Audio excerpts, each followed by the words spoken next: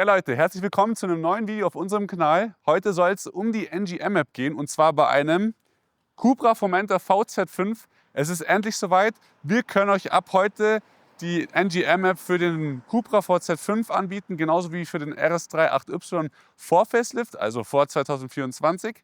Ja, wir werden euch heute in dem Video ganz umfangreich erklären, was die NG M-App bei dem Fahrzeug kann.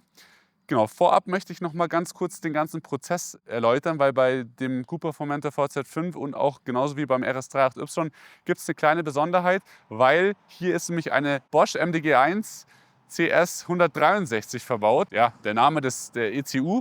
Und bei diesem Steuergerät ist es halt so, dass das von Werk aus so gut geschützt ist, dass man jetzt nicht einfach zu einem Tuner fahren kann und hier seinen Pfeil drauf spielen kann, sondern man muss hier das Steuergerät ausbauen. Ich habe auch gleich nachher, zeige ich euch eine MDG1 in der Hand.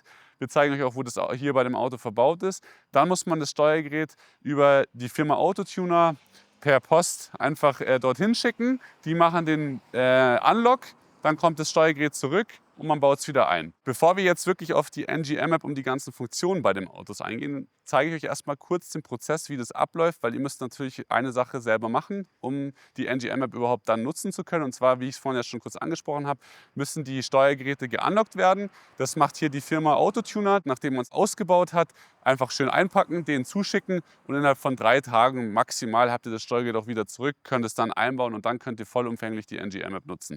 Wir zeigen euch heute mal wirklich den ganzen Prozess. Wir haben das jetzt bei dem Auto tatsächlich schon gemacht, aber ich habe noch eine zweite ECU vom nächsten Kunden gleich hier liegen. Wir haben jetzt hier den Motorraum, wie man schon sieht, schöner 5-Zylinder, der von Audi kommt. Wie wisst ihr, das ist ja die Besonderheit bei dem Auto. Ich feiere das Auto, by the way, mega krass. Also ich bin selbst am Überlegen, ob ich mir einen kaufe, weil ich fahre aktuell selber einen VZ4, 4-Zylinder mit dem Gen 4, fährt sich auch richtig geil. Aber 5-Zylinder ist natürlich einfach dieser kernige, geile Klang schon mega. Vielleicht das noch dazu. Also wie man hier sieht, ich hole mal gleich das Steuergerät aus dem Auto. Also ich habe jetzt mal hier noch eine zweite MDG1 am Start. So sieht das ganze Ding aus. Man hat es ja hier schon gerade gesehen, wo das Steuergerät im Motorraum sitzt. Da kommt man super leicht hin. Das ist auch wirklich für einen easy ausbaubar. Man macht letzten Endes eins, man löst diese 2 Stecker. Das ist auch relativ simpel. Da gibt es eine Sicherung, baut ihr einfach aus. Dann ist es hier in dieser Halterung drin. Da zieht ihr das Steuergerät vorsichtig aus der Halterung raus. Dann habt ihr es hier in der Hand, weil das ist nur an den 2 Steckern und in diesem Halter drin. Und wenn ihr es dann nachher ausgebaut habt, verpackt ihr das Steuergerät natürlich schön in Luftpolsterfolie, eine Label drauf machen mit Tesafilm oder am besten einfach mit Tape drüber, damit ihr quasi da nochmal eure Kontaktdaten draufschreibt, dass falls die, weiß ich nicht, ein sehr hohes Steuergerätaufkommen haben, dass einfach das immer schön zuordnungsfähig ist, dass man weiß, wo das Steuergerät auch herkommt. Ich zeige euch jetzt noch mal ganz kurz am PC, wie ihr das Ganze macht. Auf der Seite Autotuner, das ist eine ganz offizielle Seite, da legt ihr einfach diesen Unlock sozusagen in den Warenkorb. Ihr kriegt dann automatisch ein Label zugeschickt, was ihr dann auf euren Karton packt. Das ist per DHL Express natürlich auch versichert und kommt dann am nächsten Werktag bei den Jungs an. Die machen den Unlock, meistens 1-2 Stunden nachdem das Paket bei denen eingetroffen ist, ist das ganze Thema auch schon durch und geht dann auch schon wieder am selben Werktag noch raus. Hier hat es wirklich nur 2 Tage gedauert, dann war das Steuergerät bei uns wieder auf dem Hof und wir konnten dann dementsprechend sofort mit der NG M-App flashen.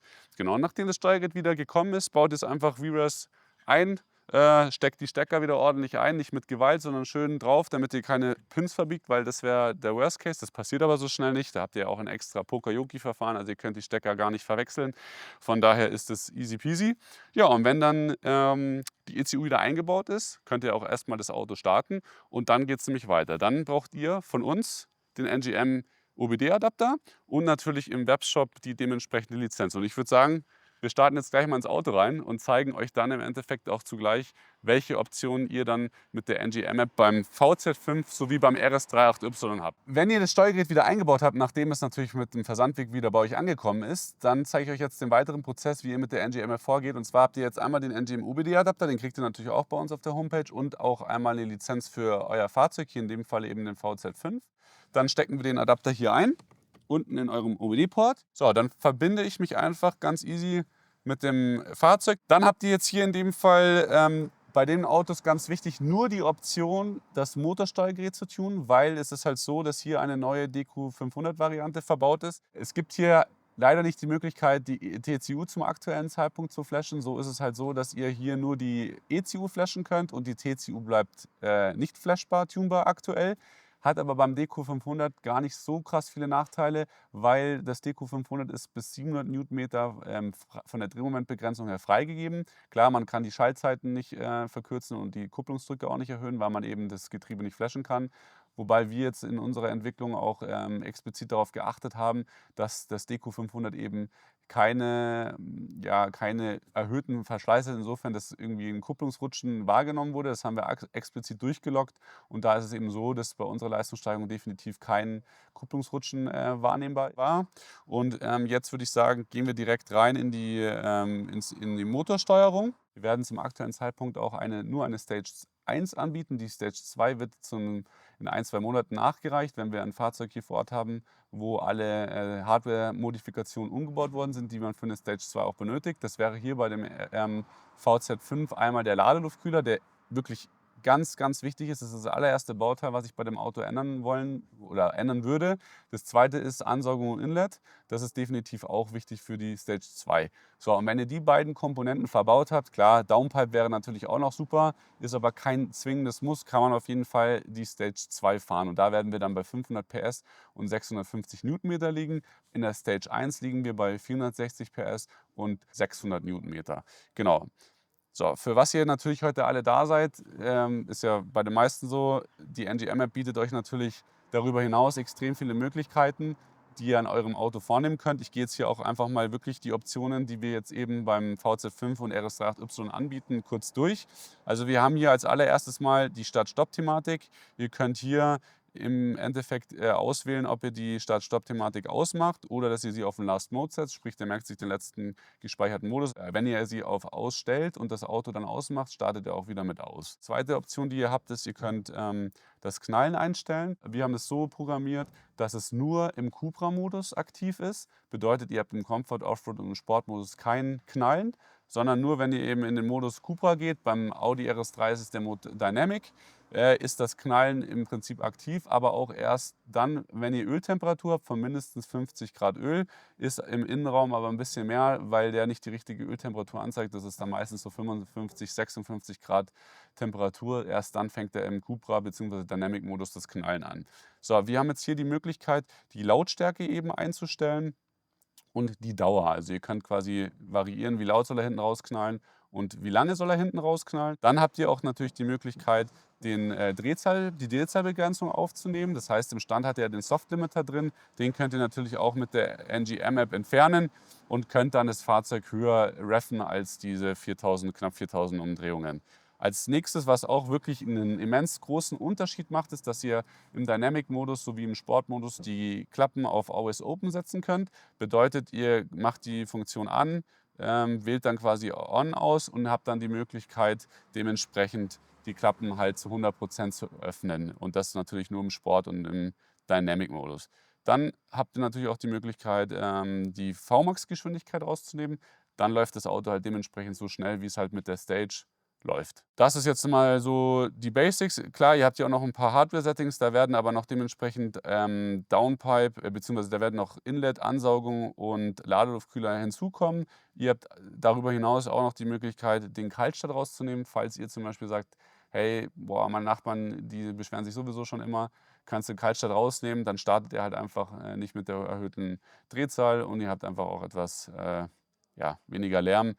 Wichtig vielleicht auch noch an dem Punkt Kaltstart-Thema. Der Kaltstart hat eigentlich letzten Endes nur eine einzige Funktion und das ist, dass er halt schneller die Emissionen erreicht. Bedeutet, er spritzt einfach mehr ein, dass quasi der Cut schneller heiß wird. Der Cut braucht chemisch gesehen immer eine hohe Temperatur, damit er einfach seine Wirkung hat. Sind wir mal kurz die Basics so durchgerusht, waren jetzt eh schon wieder ein paar Minuten. Jetzt setzt sich der Marc mal eben neben mich. Jetzt würde ich mal sagen, fahren wir mal eine kleine Runde, zeigen euch, wie das Knallen hier dementsprechend funktioniert. Und dann werden wir auch noch von außen ein paar Aufnahmen machen, damit ihr auch das Knallen nochmal von draußen hört. Weil es natürlich immer was anderes, wie es im Raum ist oder halt draußen. So, wunderbar. Dann starten wir mal rein. So, meine Lieben, wir sitzen jetzt hier im Formentor und fahren mal jetzt eine kleine Runde. Ich wollte euch ja jetzt nochmal im Auto selber, wird man auf jeden Fall auch was hören, aber natürlich auch machen wir noch ein paar Fahraufnahmen, damit ihr nochmal das Knallen auch von draußen hört. Wie gesagt, ich hatte es vorhin schon kurz erwähnt, ihr braucht mindestens richtige 50 Grad Öltemperatur. Davor ist die Funktion quasi komplett inaktiv. Und auch, ich glaube 10 oder 5 Sekunden, bin mir jetzt gerade gar nicht sicher, was wir gemacht haben, nach dem Start, weil es soll ja auch nicht den Emotionsstart beeinflussen. Bedeutet, der Emotionsstart funktioniert ganz normal, so wie der Serie auch funktioniert. Blenden wir euch mal kurz ein. Hört sich nämlich richtig geil an, auch schon in der Serie. Genau, also 5 Sekunden nach dem Start ist die Funktion erst aktiv und auch erst nach der Funktion Cut vorheizen, weil im Steuergerät ist immer eine Funktion da, um den Cut quasi auf Betriebstemperatur zu bringen. Erst dann, wenn diese Funktion sozusagen abgeschaltet wird, ist die Funktion, wie ich euch jetzt hier kurz zeigen kann, im Cupra-Modus. Genau, knallt er dann schön. Aktuell ist es jetzt so, das fügen wir aber noch ein, da sind wir jetzt gerade noch dran, dass es nur im Lastwechsel eintritt. Also das heißt, ich gehe aus dem Gas, dann knallt er. Beim Downshift ist es jetzt noch inaktiv. Genau, wenn ich jetzt runterschalte, habe ich jetzt mal gemacht, den zweiten, da kommt nichts. Sobald ich jetzt aber aufs Gas gehe und wieder Gas gebe, hört man es, denke ich, schon echt sehr, sehr gut. Also da kommt trotz OPF richtig, richtig viel raus. Wir haben natürlich jetzt auch schon die Klappen im Cupra-Modus Always Open gesetzt, sprich, die sind komplett offen. Auf jeden Fall sind jetzt hier mal wieder etwas mehr Emotionen im VZ5 vertreten, was ja schon ein bisschen gefehlt hat, dass hier dementsprechend halt gar kein Knalle ist. Ich meine, der eine mag es ein bisschen lauter, der andere mag es ein bisschen leiser und das ist halt das Coole an der App, dass ihr dementsprechend das so einstellen könnt, wie ihr es einstellen wollt.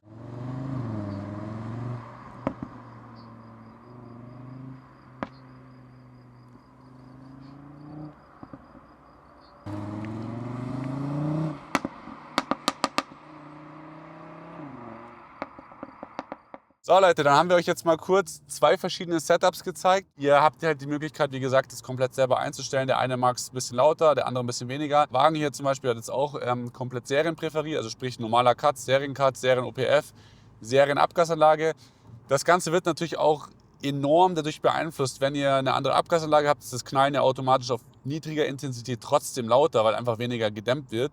Und aber auch die originale Downpipe. Also wenn ihr da einen OPF rausnimmt oder ihr habt eine andere Downpipe mit ja, einem anderen Cut, Metallcut, dann wird das Ganze natürlich automatisch auch schon dadurch lauter.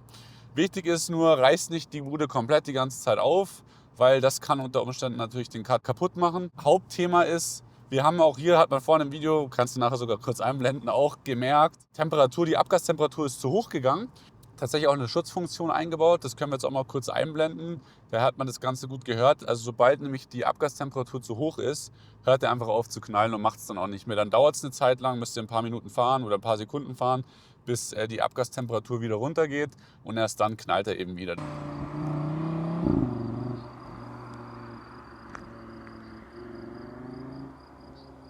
Es ist einfach als Schutz für euch selbst, sodass ihr euch nicht den Cut und den OPF schrottet.